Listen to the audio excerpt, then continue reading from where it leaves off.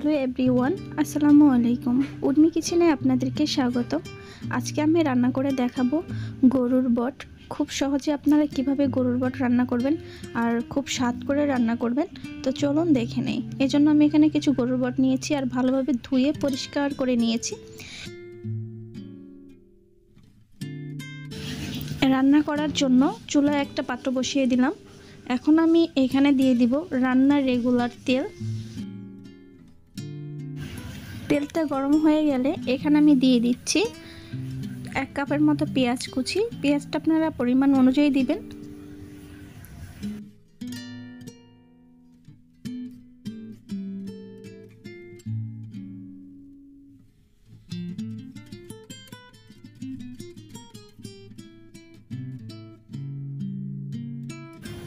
এই পেঁয়াজটাকে আমি বেরেস্তা করে নেব, বেরেস্তা করে তুলে নিচ্ছি।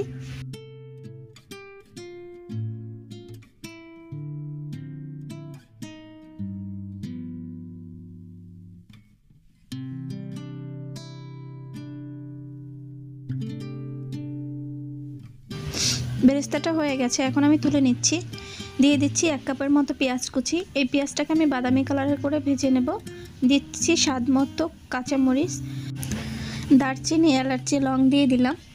এটাকে আমি বাদামি কালারের করে ভেজে নেব। তেজপাতা দিচ্ছি, আদা আর রসুনের পেস্ট, আর এর সাথে আমি কিছু পেঁয়াজ দিয়েছিলাম। তো এটাকে আমি ব্লেন্ডার করে নিয়েছি। এখন আমি এখানে দিয়ে দিচ্ছি স্বাদ মতো লবণ। আর এই মশলাটাকে আমি তেলের মধ্যে খুব ভালো করে ভেজে নেব।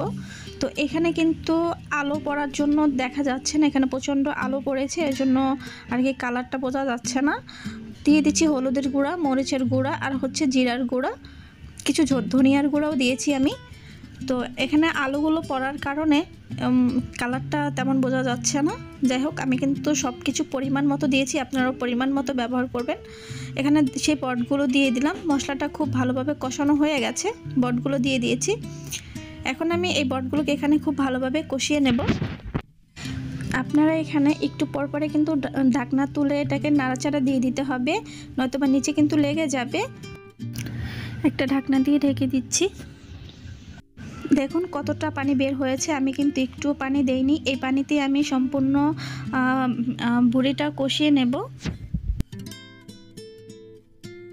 দেখুন সম্পূর্ণ পানিটা কিন্তু টেনে গিয়েছে।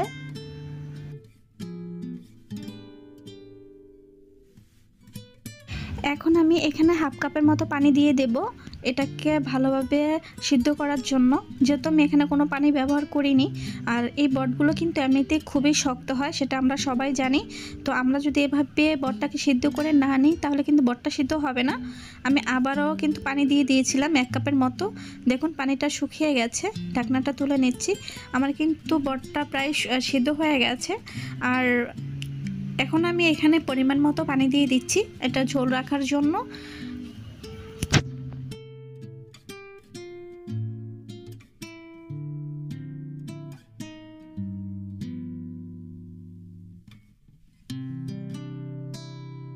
তো দেখুন ঝোলটা কিন্তু শুকিয়ে গেছে। তো এই পর্যায়ে আমি সেই বেরেস্তাগুলো দিয়ে দেব।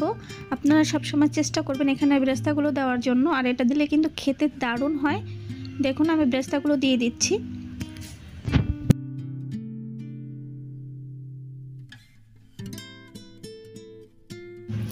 আর দিচ্ছি কিছু জিরার গুঁড়া। আমি এখানে ভাজা জিরার গুঁড়াটা ব্যবহার করছি, আপনারা সবসময় চেষ্টা করবেন ভাজা গুঁড়ার জিরাটা দেওয়ার জন্য। এটা আমি নিজে ঘরে তৈরি করেছি, আর এটার ভিডিও আমার চ্যানেলে দেওয়া আছে, আপনারা চাইলে দেখে নিতে পারেন।